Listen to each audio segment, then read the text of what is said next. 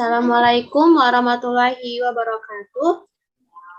Waalaikumsalam warahmatullahi wabarakatuh. Perkenalkan, kami dari kelompok 2B, mata kuliah Fisiologi Hewan.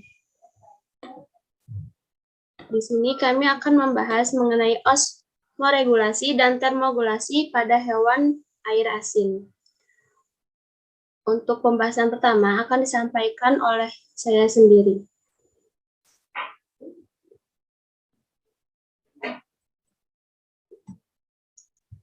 Osmoregulasi ikan air asin.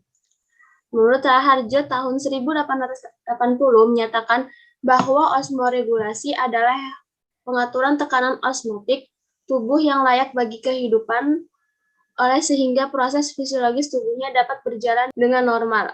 Salinitas memiliki kaitan yang erat dengan proses osmoregulasi pada ikan yang merupakan fungsi fisiologis yang membutuhkan adanya energi. Beberapa organ berperan dalam proses ini antara lain ginjal, insang, kulit, dan membran mulut dengan beragam cara. Salinitas menjadi faktor pembatas bagi kehidupan hewan akuatik. Osmoregulasi terjadi pada hewan perairan karena adanya perbedaan tekanan osmosis antara larutan di dalam tubuh dan di luar tubuh ikan. Sehingga hewan air membutuhkan osmoregulasi untuk mengontrol keseimbangan air dan ion-ion yang terdapat di dalam tubuhnya dengan lingkungan melalui sel permeabel. Menurut Nicole tahun 1967. Pengaturan osmoregulasi ini sangat mempengaruhi tubuh hewan perairan dalam menghasilkan energi. Rick Leves tahun 1997. Nah, di sini terdapat gambar pada ikan air laut. Ikan air laut memiliki konsentrasi garam yang tinggi di dalam darahnya. Insang ikan air laut aktif mengeluarkan garam di dalam tubuhnya. Untuk mengatasi kehilangan air, ikan minum air laut dengan sebanyak-banyaknya. Ikan air laut cenderung untuk kehilangan air di dalam sel-sel tubuhnya karena proses osmosis melalui kulit. Organ dalam tubuh ikan menyerap ion-ion garam seperti Na+, H+, dan Cl-. Serta air masuk ke dalam darah dan selanjutnya disirkulasi. Kemudian, insang akan mengeluarkan kembali ion-ion tersebut dari darah ke lingkungan luar. Berikut proses terjadinya osmoregulasi ikan air asin. Pertama-tama, pengambilan air dan ion dalam makanan. Lalu, selanjutnya terjadi ekskresi ion-ion garam dari insang. Lalu, pada tekanan osmosis air akan hilang melalui insang dan permukaan tubuh lainnya. Dan ekskresi ion-ion garam dan sedikit air dalam bentuk urin. Selanjutnya, terdapat perbandingan osmoregulasi pada ikan air asin dan air tawar. Pertama, yaitu ada ginjal ikan. Pada air tawar, filtrasi sangat berperan. Pada air asin, filtrasi kurang berperan. Yang kedua, urin yang dihasilkan. Pada air tawar, itu encer, dan pada air asin, itu dia pekat. Lalu, usus. Pada air tawar, tetap minum usus ambil ion yang hilang melalui difusi dan urin. Air asin, minum banyak, usus aktif ambil ion monovolen, Na, K, Cl, plus air, ion bivalen, yaitu Mg, CaSO4 di usus untuk cairan rektal. Lalu, keempat ada adaptasi. Pada air tawar, lingkungan hipotonik atau hiperosmotik. Air masuk tubuh, insang, ginjal, urin, lalu ion hilang secara pasif melalui insang, plus urin hipotonik seimbang. Na plus Cl, insang, dan makanan atau usus. Minum air 10-20 PU 1 per 100 gram per jam. Pada air asin, adaptasinya yaitu lingkungan hipertonik atau hiposmotik, air keluar lewat ginjal. Insang garam masuk lewat difusi dengan banyak minum. Dengan urin, yaitu 120 per mililiter per 100 gram per jam, air laut terminum bagi air keluar pasif. Ion bivalen atau out phases, kelebihan ion monovalen atau out insang. Lalu materi selanjutnya akan disampaikan oleh rekan saya kepada Sally, dipersilahkan.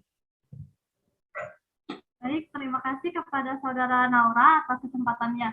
Baiklah, di sini saya akan melanjutkan materi kelompok kami, yaitu materi terkait termoregulasi pada ikan air asin. Nah, sebelumnya kita tahu dulu nih, termoregulasi ini merupakan suatu proses organisme di mana untuk mempertahankan suhu tubuh internal yang memungkinkan suatu organisme itu untuk tetap berada di sekitaran wilayah yang dapat ditolerir. Nah, untuk pembagian hewan berdasarkan suhu tubuhnya, yang pertama itu ada Homo eternis, atau hewan yang dapat menjaga suhu tubuh pada kondisi yang relatif konstan ketika suhu eksternal berubah dalam kisaran yang luas. Contoh dari hewan Homo eternis ini yaitu adalah alpas dan juga mamalia. Lalu yang kedua ada poikilotermis, atau hewan yang suhu tubuhnya mengalami perubahan mengikuti suhu eksternal. Contohnya yaitu pada invertebrata dan juga hewan akuatis. Termoregulasi pada ikan air asin, ikan ini bersifat ektotermik, yaitu tidak menghasilkan panas tubuh namun bergantung pada lingkungan di sekitarnya. Nah, ikan mempunyai temperatur internal yang sedikit lebih tinggi dibandingkan dengan temperatur air di lingkungan sekitarnya. Umumnya, perpindahan panas antara jaringan ikan dan juga lingkungan air itu terjadi secara tinggi. Jadi, panas tubuh ikan ini banyak yang hilang melalui konduksi. Untuk mekanisme heat exchanger, yang pertama itu ada pelepasan panas dari tubuh hewan, terutama ikan, yaitu terjadi melalui insang. Contohnya yaitu pada ikan tuna. Nah, ikan ini memiliki otot yang digunakan untuk berenang dan juga memiliki saluran pencernaan yang lebih panas dibandingkan dengan bagian tubuh lainnya. Kemampuan ini dimiliki karena ikan tuna memiliki heat exchanger atau penukar panas pada tubuhnya. Nah, pada pembuluh arterinya ini lebih dingin mengalir dari insang menuju tubuh. Lalu untuk pembuluh vena ini suhunya lebih tinggi. Darah akan mengalir menuju insang. Next.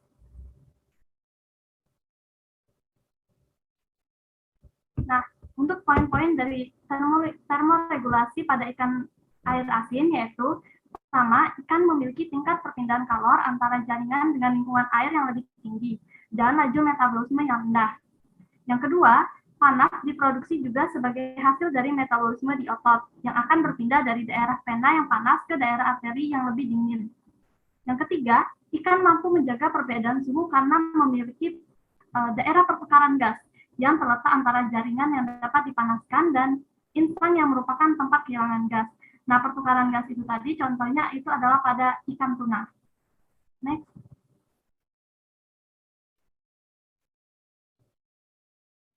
Adapun beberapa adaptasi mamalia laut terhadap termoregulasi pada lingkungan yang ditinggali, yaitu yang pertama akan penyimbangan kehilangan dan perolehan panas.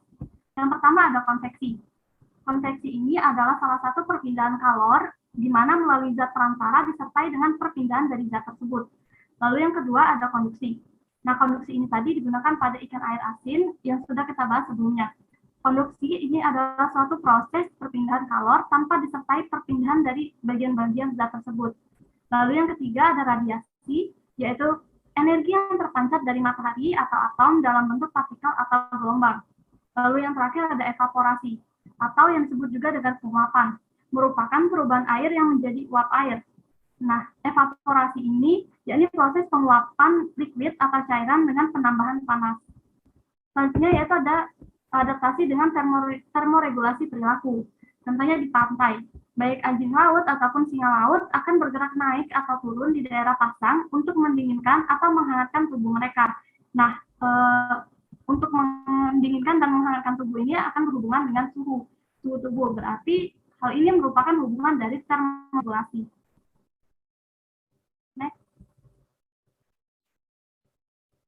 Nah, untuk rujukan yang kami gunakan dalam materi kami ini yaitu terdapat 3. Yang pertama itu kami menggunakan dari buku yaitu dari buku Ajar Fisiologi Tumbuhan karya Yustina Darmaji tahun 2017, lalu dari Fakultas Pertanian IPB, lalu juga kami melakukan review artikel menggunakan jurnal Media Akultur dengan judul Aktivitas Osmoregulasi, Respon Pertumbuhan, dan Energetic Loss pada ikan yang dipelihara dalam lingkup bersalinitas.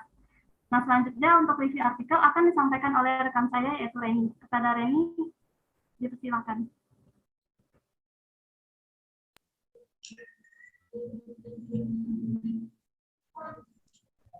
Terima kasih atas kesempatannya. Berikut akan saya sampaikan mengenai review artikel yang sudah kelompok kami lakukan.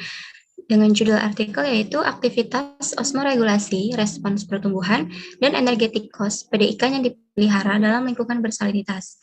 Dengan jurnal yaitu Media Aquaculture, volume dan halaman yaitu volume 7, halaman 44-51, diterbitkan pada tahun 2012, karya Wahyu Pamungkas, dengan tujuan penelitian yaitu memiliki tujuan utama dari dilakukannya penelitian ini adalah untuk mengetahui aktivitas osmoregulasi, respons pertumbuhan, dan energi yang digunakan pada ikan yang dipelihara dalam media bersalinitas.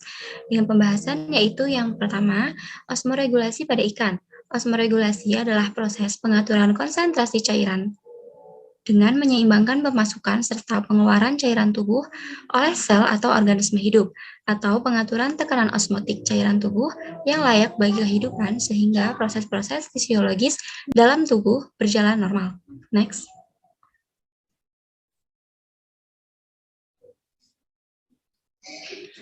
Cairan tubuh ikan air tawar mempunyai tekanan yang lebih besar dari lingkungan, sehingga garam-garam cenderung keluar dari tubuh.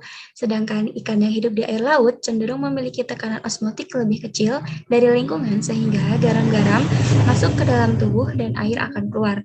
Agar proses fisiologis di dalam tubuh ini dapat berjalan dengan normal, maka diperlukan suatu tekanan osmotik yang konstan. Pada saat ikan sakit, terluka, atau stres, proses osmosis ini akan terganggu sehingga air akan lebih banyak masuk ke dalam tubuh ikan dan garam lebih banyak keluar dari tubuh. Akibatnya, beban kerja ginjal ikan untuk memompa air keluar dari dalam tubuh akan meningkat. Apabila hal tersebut terus berlangsung, dapat menyebabkan ginjal menjadi rusak sehingga ikan akan mati. Air ini diharapkan dapat membantu menjaga ketidakseimbangan ini sehingga ikan tetap bisa bertahan hidup dan mempunyai kesempatan untuk memulihkan dirinya dari luka atau penyakit. Pembahasan yang kedua yaitu modulator pada proses osmoregulasi. Pada sebagian besar penelitian menyatakan bahwa terdapat 2 hormon yang sangat penting dalam proses osmoregulasi, yaitu hormon prolaktin dan hormon kortisol. Kortisol pada ikan Teleosteae Eurahalin berperan dalam mengekskresikan ion melalui insang dengan menstimulasi sel-sel klorid untuk aktivitas proliferasi, diferensiasi, dan ekskresi karena level plasma kortisol meningkat selama periode migrasi atau transfer dari air tawar ke air laut. Oleh karena itu, kortisol dikenal sebagai hormon air laut, dikutip dari Morgan pada tahun 1997. Kortisol juga berperan dalam osmoregulasi pada beberapa ikan air tawar. Hormon lain yang terlibat dalam osmoregulasi dan bekerja secara sinergis. Next.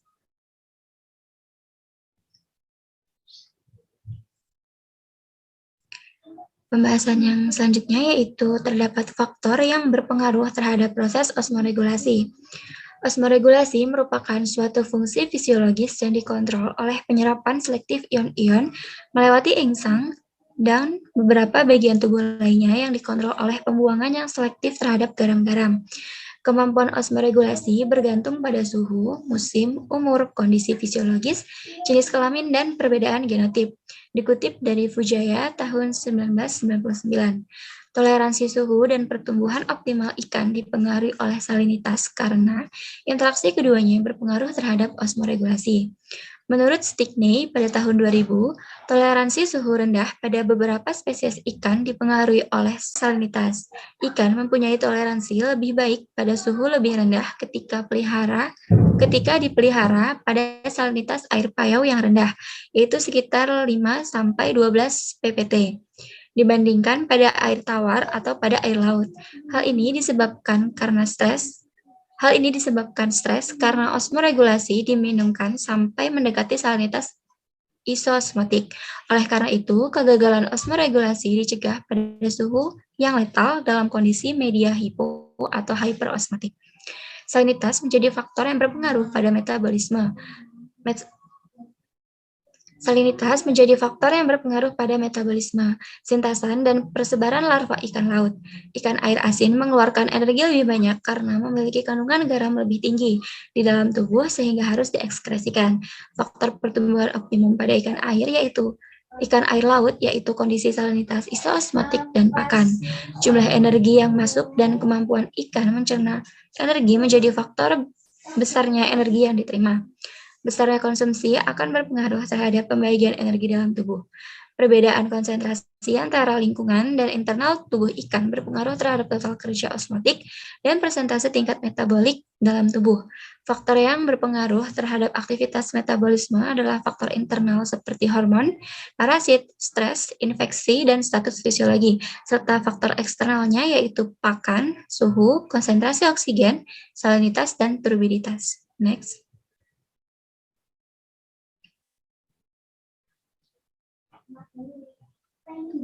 Oke, sekian saya kembalikan kepada moderator. Baik, terima kasih Sally dan Reni atas paparan materinya. Usai sudah materi yang kami sampaikan dan kami akhiri. Assalamualaikum warahmatullahi wabarakatuh. Waalaikumsalam warahmatullahi wabarakatuh.